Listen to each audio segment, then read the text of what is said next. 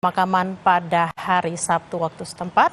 Vatikan mengatakan Paus Fransiskus membuat koreografi upacara sendiri ketika ia merevisi dan menyederhanakan upacara pemakaman Vatikan pada tahun lalu. Tujuannya untuk menekankan peran Paus sebagai seorang imam dan bukan orang yang berkuasa di dunia ini.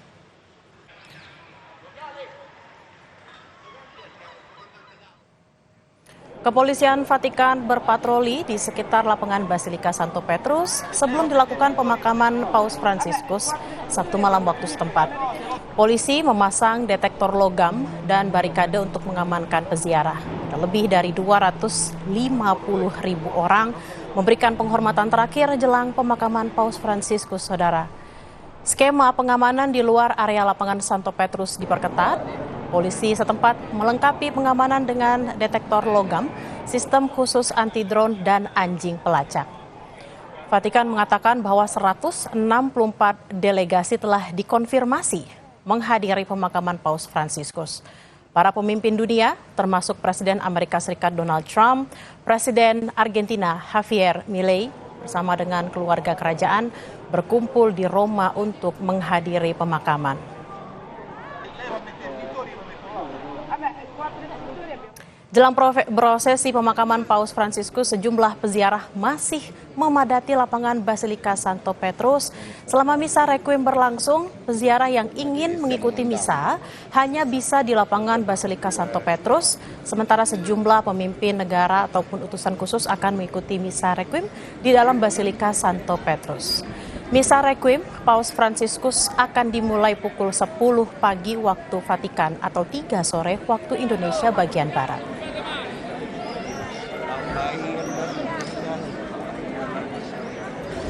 Utusan Presiden Prabowo Subianto untuk mewakili Indonesia hadir dalam pemakaman Paus Fransiskus sudah tiba di Vatikan sejak kemarin, saudara. Mereka adalah Presiden ke-7 Indonesia Joko Widodo, Menteri Hak Asasi Manusia Natalius Pigai, Wakil Menteri Keuangan Thomas Jiwandono, dan Ketua Panitia Penyambutan Paus Fransiskus Ignatius Jonan. Mereka hadir membawa surat khusus dari Presiden Prabowo yang berisi ucapan duka cita dari Presiden Prabowo atas wafatnya Paus Fransiskus.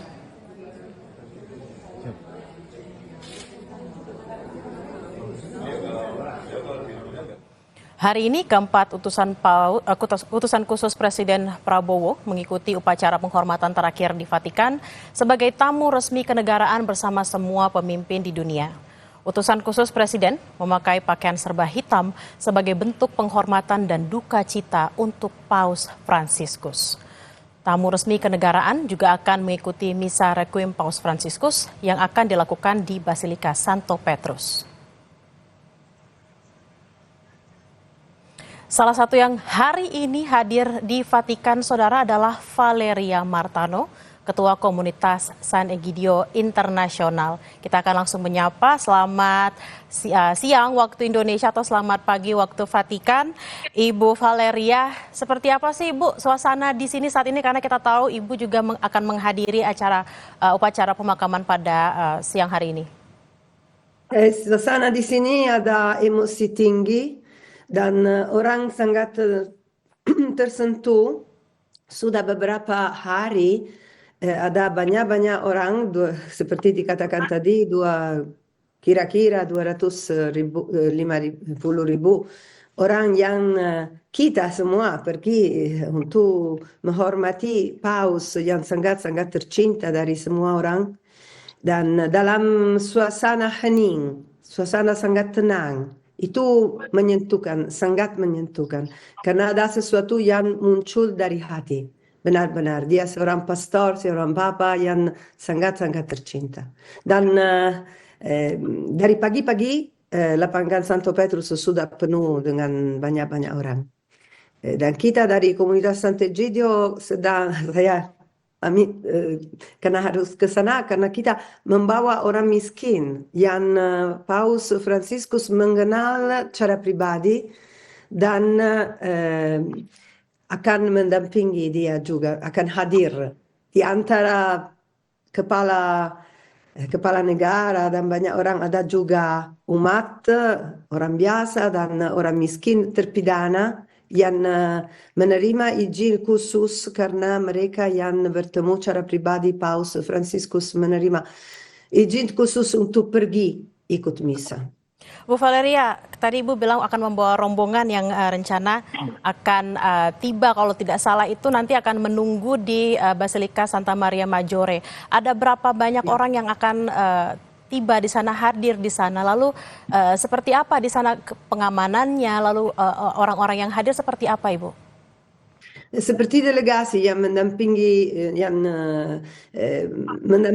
acara dan pemakaman karena ini adalah sangat-sangat bermakna, termasuk ada banyak pengungsi karena di tempat di mana Pak Antonius sekarang ada di depan, di sebelah itu ada satu rumah yang Paus Franciscus namanya Palazzo Migliori, Gedung Migliori.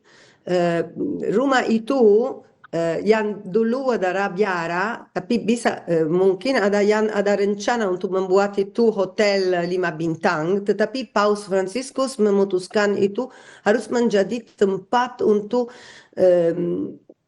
tinggal orang jalanan dan diperhatikan oleh komunitas Santo Egidio. Dan di sana dua pintu dekat Pak Antonius ada di sekarang. Mereka ya di sana mereka akan hadir karena mereka terbiasa dengan kehadiran Paus Franciscus karena Paus Franciscus sangat mendekati yang tertindas, yang terlantar, yang paling miskin. Dan hari ini itu sangat bermakna bahwa untuk mendampingi dia, untuk menyapa dia terakhir, mereka juga akan ada tempat khusus bagi mereka karena seperti Paus Franciscus mengatakan mereka adalah duluan dalam gereja. Bu Valeria, kami juga ingin mengetahui apakah Ibu pernah bertemu langsung dengan Paus Franciscus, berbicara dengan Paus Franciscus mengenai orang-orang miskin dan terlantar yang betul-betul diperhatikan oleh Paus Franciscus? Ya, beberapa kali aku ada kesempatan untuk bertemu sama Paus Franciscus, tapi saya ingin mengingatkan yang terakhir, tanggal 3 September yang lalu di Jakarta, ketika dia di Kedutaan Besar Vatikan bertemu dengan beberapa orang miskin, lansia yang tinggal di panti lansia, beberapa orang jalanan, dan pengungsi dari Sri Lanka. Dan mereka ada kesempatan untuk bertemu bersama dan Rohingya juga. Ketika dia tiba di Indonesia setelah acara resmi, ketika masuk di Kedutaan Besar, ingin mulai dari yang terakhir, yang menjadi yang pertama seperti Yesus Kristus mengajar kita. Bu Valeria, seperti Ini apa sih sosok Paus Franciscus di mata Bu Valeria dan juga di mata orang-orang yang menjadi orang-orang yang Ibu bawa saat ini, orang-orang yang miskin dan terlantar, itu seperti apa sih sosok Paus di mata mereka? Apa, sorry?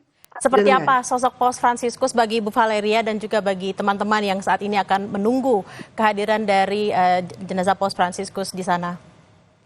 Kami semua sangat tersentuh dan ada harapan bahwa gereja akan berjalan atas jalan yang ditunjukkan oleh Paus Franciscus karena itu yang sangat-sangat dibutuhkan di saat ini, saat di mana di dunia ada banyak kekerasan, banyak perang dan suara Paus, suara yang paling kuat menentang perang, menentang kekerasan, yang melindungi yang lemah, dan kita semua ada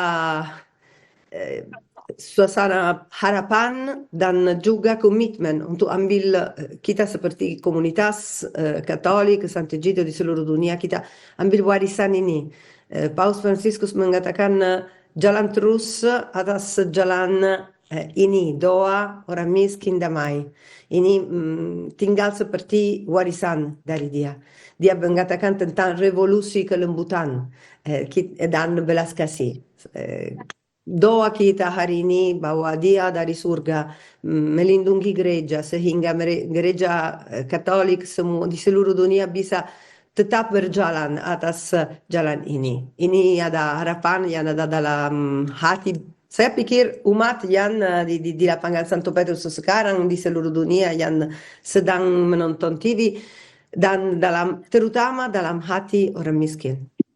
Legasi Paus Fransiskus yang sangat peduli terhadap orang miskin dan juga orang yang lemah memang harus terus kita laksanakan. Terima kasih atas cerita Anda, Ibu Valeria Martano, Ketua Komunitas San Egidio Internasional. Selamat beraktivitas kembali. Terima kasih, terima kasih. Lalu bagaimana suasana di Basilika Santo Petrus? Kita akan tanyakan kepada kontributor Kompas TV di Vatikan, Antonius Agnindito. Selamat siang atau selamat pagi waktu Vatikan. Anin, bagaimana situasi terkini di Basilika Santo Petrus? Baik, selamat siang. Memang seperti yang Ibu Valeria juga sudah sampaikan tadi, suasana terkini di Basilika Santo Petrus di belakang saya juga mungkin terlihat adalah sangat-sangat ramai dan sangat-sangat emosional. Karena memang ini adalah kesempatan terakhir bagi para peziarah, bagi para umat Katolik, dan bagi para semua orang yang mencintai Bapak Suci Paus Fransiskus untuk mengikuti misa pemakaman beliau sebelum beliau dimakamkan. Jadi memang suasananya kalau mau bilang emosional, sedih, tapi di sisi lain juga ada rasa sukacita di mana memang ini adalah kesempatan untuk melepaskan Bapak Suci Paus Fransiskus sebelum beliau dimakamkan untuk terakhir kalinya. Begitu. Anin, lalu apakah ada pengamanan khusus di Vatikan dan saat nanti jenazah dibawa dari Basilika Santo Maria Maggiore ke Basilika Santa Maria Maggiore maksud kami, itu seperti apa pengamanannya di sana? Baik, memang pengamanan di sini sudah sangat ketat, di mana juga mungkin seperti saya sudah beritakan sebelumnya bahwa kepolisian Kota Roma sudah menetapkan kepolisian Kota Roma sudah menetapkan pertahanan tiga dimensi dalam bentuk udara, no fly zone, tidak boleh ada drone, dan akan ada jet dari NATO juga, ada helikopter juga, darat, di mana ada ribuan petugas keamanan yang menjaga berbagai macam checkpoint yang dijaga juga sangat ketat, dan air, di mana memang juga ada polisi yang menjaga Sungai Tiber yang berlewatan dengan Vatikan. Begitu. Selain itu juga nanti proses pemindahan peti mati Bapak Suci Paus Fransiskus dari Basilika Santo Petrus menuju Basilika Santa Maggiore juga sudah disiapkan jalurnya dan juga dengan sangat ketat dijaganya. Jadi nanti setelah misa pemakaman Bapak Suci Paus Fransiskus selesai di sini, akan ada konvoi iring-iringan yang membawa mobil jenazah Bapak Suci Paus Fransiskus akan jalan menuju Basilika Santa Maria Maggiore. Jalur yang akan diambil pun juga sudah dijaga dengan sangat ketat. Jalurnya adalah mulai dari Via della Conciliazione yang merupakan jalan utama di depan Basilika Santo Petrus, melewati jembatan Vittorio Emanuele II, melalui pusat kota historis Roma, melalui jalur itu, terus lalu kemudian sampai di Basilika Santa Maria Maggiore. Begitu, itu pun juga sudah sangat dijaga ketat dan banyak polisi atau mobil yang berarmor juga menjaganya. Begitu. Anin, lalu bagaimana juga dengan pengamanan untuk para kepala negara dan perwakilan negara asing, terutama untuk utusan Presiden Prabowo? Ada beberapa utusan dari Indonesia. Seperti apa pengamanannya di sana? Baik, pengamanan di sini seperti yang sudah saya sampaikan tadi sangat ketat, dan terutama untuk daerah yang ada delegasi asing. Jadi Basilika Santo Petrus dan sekitarnya itu adalah zona merah di mana zona paling kritis, dan di sini pengamanan sangat ketat. Juga di dalam Basilika sendiri, di mana yang boleh masuk hanyalah delegasi-delegasi atau tamu-tamu yang mendapatkan undangan langsung dari Vatikan. Jadi memang bahkan peziarah pun hanya maksimal bisa mendekati sampai di lapangannya doang, lapangan saja begitu. Jadi memang di dalam juga sangat ketat, dan di sekeliling atas juga disampaikan bahwa ada sniper juga yang selalu menjaga. Begitu, memang dijaga dengan sangat ketat karena di dalam juga private. Baik, sejumlah pengamanan sudah dipersiapkan untuk Misa Requiem Paus Fransiskus. Terima kasih atas laporan Anda, Antonius Agnindito, kontributor Kompas TV langsung dari Vatikan. Selamat bertugas kembali. Breaking News Kompas TV akan kembali usai jeda, saudara. Tetaplah bersama kami.